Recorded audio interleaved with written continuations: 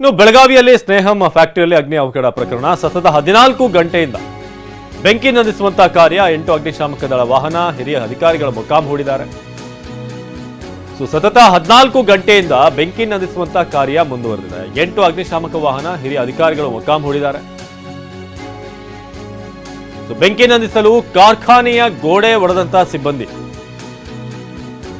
ಬೆಳಗಾವಿಯಲ್ಲಿ ಸ್ನೇಹಂ ಫ್ಯಾಕ್ಟರಿಯಲ್ಲಿ ಅಗ್ನಿ ಅವಘಡ ಪ್ರಕರಣಕ್ಕೆ ಸಂಬಂಧಪಟ್ಟ ಹಾಗೆ ಕಳೆದ 14 ಗಂಟೆಯಿಂದ ನಿರಂತರವಾಗಿ ಬೆಂಕಿ ನಂದಿಸುವಂಥ ಕಾರ್ಯ ಆಗ್ತಿದೆ. 8 ಅಗ್ನಿಶಾಮಕ ವಾಹನ ಹಿರಿಯ ಅಧಿಕಾರಿಗಳು ಮೊಕ್ಕಾಂ ಹೂಡಿದ್ದಾರೆ ಸ್ಥಳದಲ್ಲೇನೆ.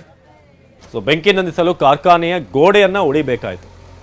ನೋಡ್ತಾ ಇದ್ದೀರಾ ಹೇಗೆ ಬೆಂಕಿಯ ಕೆನ್ನಾಲ್ಗೆ ಆವರಿಸ್ಕೊಂಡಿದೆ ಅಂತ. 8 ಅಗ್ನಿಶಾಮಕ ವಾಹನ ಹಿರಿಯ ಅಧಿಕಾರಿಗಳು ಇಲ್ಲಿ ಈಗ ಮೊಕ್ಕಾಂ ಹೂಡಿದ್ದಾರೆ. ಬೆಳಗಾವಿಯ ನಾವಿಗೆ ಬಳಿ ಕಾರ್ಖಾನೆಗೆ ಬೆಂಕಿ ಹತ್ಕೊಂಡಿರುವಂಥದ್ದು ಇದು.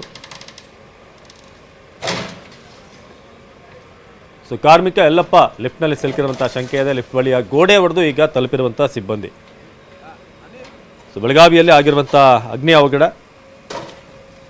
NDRF ಮತ್ತು ಅಗ್ನಿಶಾಮಕ ಸಿಬ್ಬಂದಿ ಇಬ್ಬರು ಕೂಡ ಈಗ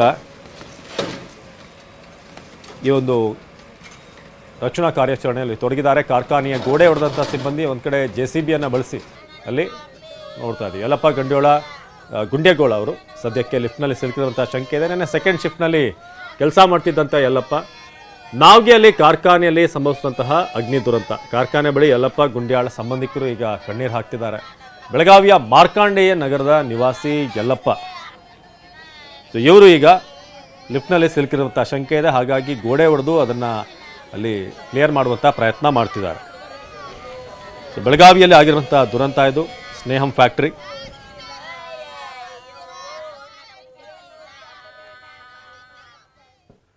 ನಮ್ಮ ಪ್ರತಿನಿಧಿ ಸಹದೇವ್ ಮಾನೆ ಅಲ್ಲಿ ಏನು ಡೆಮಾಲಿಷನ್ ನಡೀತಾ ಇದೆ, ಕಾರ್ಯಾಚರಣೆ ನಡೀತಿದೆ, ಅದರ ಬಗ್ಗೆ ಒಂದು ಪ್ರತ್ಯಕ್ಷ ವರದಿ ಕೊಟ್ಟಿದ್ದಾರೆ. ಬನ್ನಿ ನೋಡೋಣ. ಬೆಳಗಾವಿಯ ಏನು ಕೈಗಾರಿಕಾ ಪ್ರದೇಶದಲ್ಲಿ ಬೆಂಕಿ ಅವಘಡಕ್ಕೆ ಬೆಳಗಾವಿ ಕೈಗಾರಿಕಾ ಪ್ರದೇಶದಲ್ಲಿರುವಂತಹ ಸ್ನೇಹಂ ಕಾರ್ಖಾನೆಗೆ ಏನು ಬೆಂಕಿ ತಗುಲಿತ್ತು. ಸತತ 14 ಗಂಟೆಗಳಾದರೂ ಕೂಡ ಎಲ್ಲ ಒಂದು ಕಡೆ ಬೆಂಕಿ ಕಂಪ್ಲೀಟ್ ಆಗಿ ನುಂದುತ್ತಾ ಇಲ್ಲ.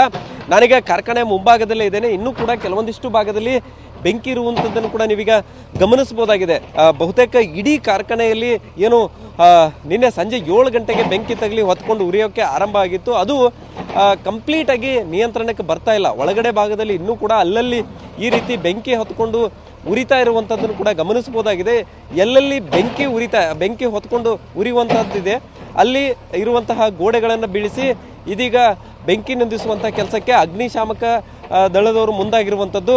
ಮುಖ್ಯವಾಗಿ ಏನು 5 ಎಕರೆ ಪ್ರದೇಶದಲ್ಲಿರುವಂಥ ಈ ಒಂದು ಕಾರ್ಖಾನೆ ಏನಿದೆ 3 ಶಿಫ್ಟ್ನಲ್ಲಿ ನಡೆಸಲಾಗ್ತಾ ಇತ್ತು. ಇದೇ ಒಂದು ನಿನ್ನೆ ಸಾಯಂಕಾಲ 2ನೇ ಶಿಫ್ಟ್ ಬಿಡುವಂಥ ಸಂದರ್ಭದಲ್ಲಿ ಏಕಾಏಕಿ ಬೆಂಕಿ ಹತ್ಕೊಂಡು ಉರಿತಾ ಇದ್ದಂತು. ಈವರೆಗೂ ಕೂಡ ಕಂಪ್ಲೀಟಾಗಿ ಬೆಂಕಿ ನಂದಿಸೋಕ್ಕೆ ಸಾಧ್ಯ ಆಗ್ತಾ ಇಲ್ಲ. ಅಷ್ಟರ ಮಟ್ಟಿಗೆ ಬೆಂಕಿಯ ಭೀಕರತೆ ಇರುವಂಥದ್ದು. ಈ ಒಂದು ಬೆಂಕಿಯಲ್ಲಿ ಈಗ ಆಗಲೇ ಯಲ್ಲಪ್ಪ ಅನ್ನೋನು ಒಳಗಡೆ ಸಿಕ್ಕಾಕೊಂಡು ಮೃತಪಟ್ಟಿದ್ದಾನೆ ಅನ್ನುವಂಥ ಮಾಹಿತಿ ಕೂಡ ಪ್ರಾಥಮಿಕ ಹಂತದಲ್ಲಿ ಸಿಗ್ತಾ ಇರುವಂಥದ್ದು ನೀವೀಗ ಗಮನಿಸಬಹುದಾಗಿದೆ.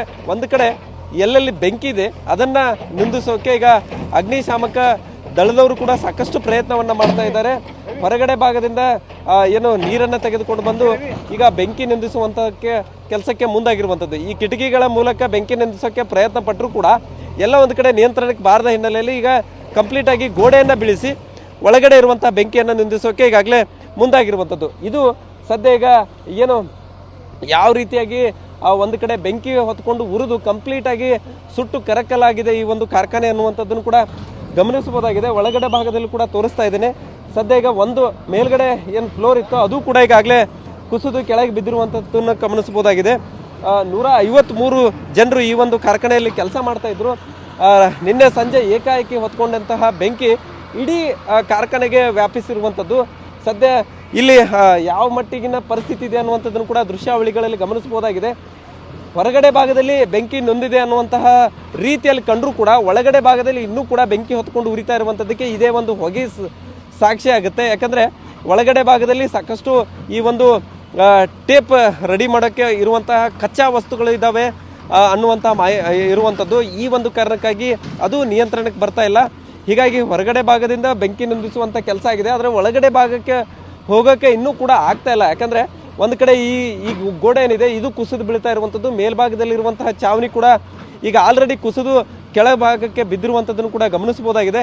ಸೊ ಈ ರೀತಿಯಾದಂತಹ ಪರಿಸ್ಥಿತಿಯ ಹಿನ್ನೆಲೆಯಲ್ಲಿ ಈಗ ಅಗ್ನಿಶಾಮಕ ಸಿಬ್ಬಂದಿಗೂ ಕೂಡ ಇದು ಒಂದು ಹಂತದಲ್ಲಿ ಚಾಲೆಂಜಿಂಗ್ ಆಗಿರುವಂಥದ್ದು. ಸದ್ಯ ಈಗ ಏನು ಯಲ್ಲಪ್ಪ ಅನ್ನುವಂತಹ ಯುವಕ ಮಾತ್ರ ಒಳಗಡೆ ಸಿಲುಕಿ ಹಾಕ್ಕೊಂಡು ಮೃತಪಟ್ಟಿದ್ದಾನೆ ಅನ್ನುವಂತಹ ಮಾಹಿತಿ ಕೂಡ ಇರುವಂಥದ್ದು. ಆದರೆ ಅದೃಷ್ಟವಶಾತ್ ಏನು 153 ಜನ ಏನು ಕೆಲಸ ಮಾಡ್ತಿದ್ರು ಅವರೆಲ್ಲರೂ ಕೂಡ ಬೆಂಕಿ ವ್ಯಾಪಿಸ್ತಾ ಇದ್ದಂತೆ ಹೊರಗೆ ಬಂದಿರುವಂಥದ್ದು. ಸೊ ದೊಡ್ಡ ಅನಾಹುತ ಮಾತ್ರ ಇಲ್ಲಿ ತಪ್ಪಿರುವಂಥದ್ದು. ಒಟ್ಟಾರೆ ಈ ಒಂದು ಕಾರ್ಖಾನೆಯಲ್ಲಿ ಒಂದು ಜೀವ ಈಗ ಬಲಿಯಾಗಿರುವಂತಹ ಮಾಹಿತಿ ಕೂಡ ಇರುವಂಥದ್ದು. ಆದರೆ ಬೆಂಕಿ ಮಾತ್ರ ಇನ್ನೂ ಸಂಪೂರ್ಣವಾಗಿ ನಿಯಂತ್ರಣಕ್ಕೆ ಬಂದಿಲ್ಲ ಅನ್ನುವಂಥ ನಿಟ್ಟಿನಲ್ಲಿ ಇನ್ನೂ ಕೂಡ ಕಾರ್ಯಾಚರಣೆ ಮಾತ್ರ ಮುಂದುವರೆದಿರುವಂಥದ್ದು. ಕ್ಯಾಮ್ರಾಮನ್ ಪ್ರವೀಣ್ ಜೊತೆ ಸಹದೇವ್ ಮಾನೆ, TV9 ಬೆಳಗಾವಿ.